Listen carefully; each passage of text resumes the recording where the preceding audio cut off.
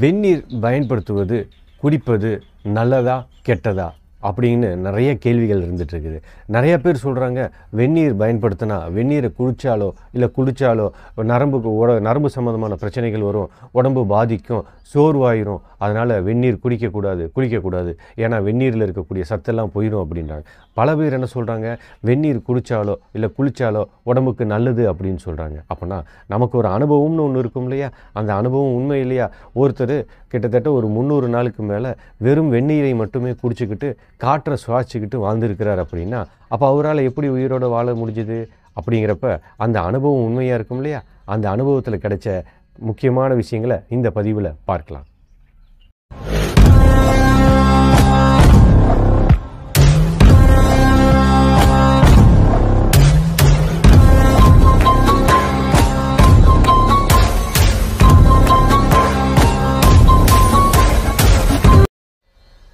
வெந்நீர் நல்லதா கெட்டதா அப்படின்னா முதல்ல ஒரு விடயத்தை நம்ம தெளிவாக புரிஞ்சுக்கணும்.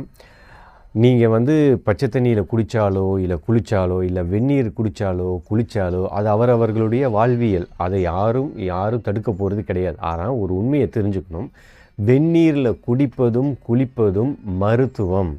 நீங்கள் குளிர்ந்த நீரில் குளிப்பதும் இயற்கை வாழ்வியல். உங்களுக்கு இயற்கை வாழ்வியல் வேண்டுமா, மருத்துவம் வேணுமா அப்படின்னு அவரவர்கள் உடல்நிலையும் அவரவர் வாழ்வியலும் தான் முடிவெடுக்க வேண்டும். அதனால் யாரோ சொல்கிறாங்க இல்லை நான் சொல்கிறேன் அப்படிங்கிறதுக்காக யாரும் இங்கே முடிவு எடுக்க முடியாது. அவர்களுடைய உடல்நிலை எப்படி இருக்குதோ அதற்கேற்றாற் போல் வெந்நீரோ அல்லது குளிர்ந்த நீரோ எடுத்துக்கொள்ளலாம். இயற்கை வாழ்வியலோ அல்ல மருத்துவமோ எப்படி வேண்டுமானாலும் அவர்கள் வாழ்வியல் தான் எடுத்துக்கொள்ள வேண்டும். ஆனால் வெந்நீரில் குளித்தாலோ இல்லை குடித்தாலோ உடலுக்கு பாதிப்பு ஏற்படும் அப்படின்றாங்க. வெந்நீரில் குளித்தோம் அப்படின்னா நரம்பு தளர்ச்சி வந்துடும், உடம்பு சோர்வாயிரும் அப்படின்னு சில பேர் சொல்கிறாங்க. ஒரு உண்மையை நல்லா புரிஞ்சுக்கோங்க.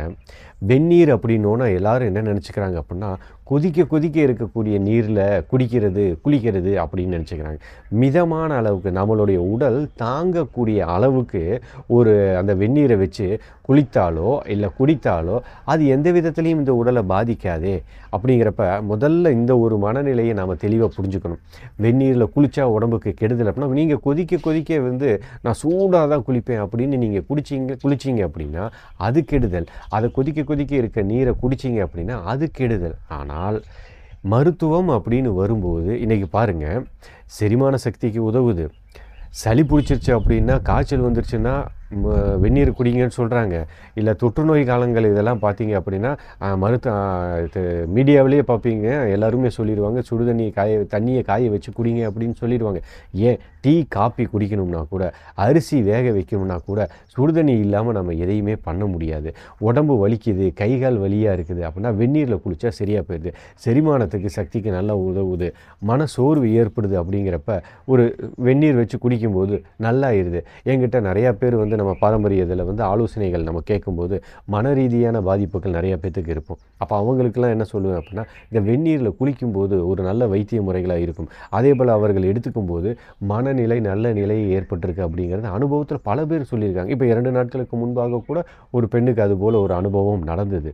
ஆனால் வெந்நீரில் குளிக்கிறது அப்படின்னா குடிக்கிறது கிடையாது. மிதமான ஒரு தட்பநிலை இந்த உடல் ஏற்றுக்கொள்ளக்கூடிய அளவில் நாம் எடுத்துக்கக்கூடியது. உடல் வளர்ச்சிதை மாற்றத்துக்கு உதவுறது, அதுவும் இல்லாமல் கழிவுகளை வெளியேற்றுவதற்கு உதவுகிறது. இப்போ வெந்நீரில் குளிச்சுட்டு வந்துட்டீங்க அப்படின்னா உடல் பார்த்திங்கன்னா திடீர்னு வேர்க்கும்போது என்ன ஆகுனா, உடலில் இருக்கக்கூடிய கழிவுகளை சேர்த்து அந்த வியர்வை மூலியமாக வெளியேற்றிவிடும். அப்புறம் நம்ம மலச்சிக்கல் இருக்குது அப்படின்னா அந்த வெந்நீர் பருகும்போது மலச்சிக்கல் போக்குகிறது. உடல் பருமன் அதிகமாக இருந்ததுனால் அந்த வெந்நீர் எடுத்துக்கும் போது உடல் பருமன் குறைக்கிறது.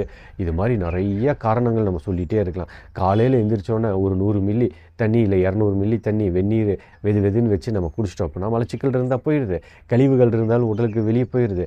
இது மாதிரி வெந்நீரில் நிறைய மருத்துவ குணங்கள் நமக்கு இருக்குது. ஒரு உதாரணத்துக்கு காலையில் நேரமாக எழுந்திரிச்சு ஒருத்தர் யோகா பண்ணுறாங்க அப்படின்னா, அப்போ பார்த்திங்கன்னா அவங்க உடல் எளிமையாக பச்சை தண்ணியில் குளிச்சுட்டு போய் பண்ணாங்க அப்படின்னா உடல் அந்த ஃப்ளெக்சிபிலிட்டி இருக்காது. அதே மிதமான வெப்பத்தில் உள்ள அந்த நீரில் போய் குளிச்சுட்டு அதை யோகா பண்ணாங்க அப்படின்னா உடல் நல்ல ஃப்ளெக்சிபிளாக மாறிடும். அந்த நரம்புகள்லாம் ரொம்ப இலகுவாக மென்மையாக மாறிடும், மிருதுவாக மாறும். இந்த உடலை வந்து நல்லா வளைந்து நெளிந்து கொடுக்கக்கூடிய தன்மைக்கு மாறிடும்.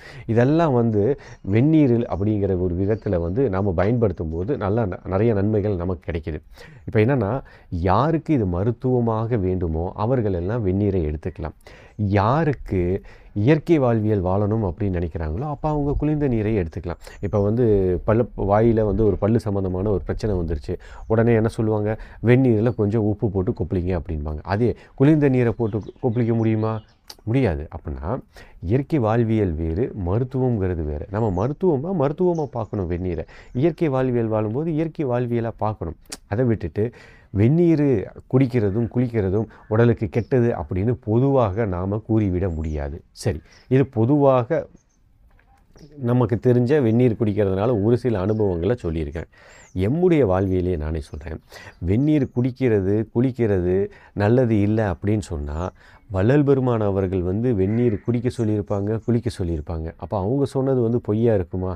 இருக்காது இல்லை. அப்போ அதே போல் அவங்க சொன்ன மாதிரி ஒரு வாழ்வியலை நம்ம வாழ்ந்தோம் இல்லையா?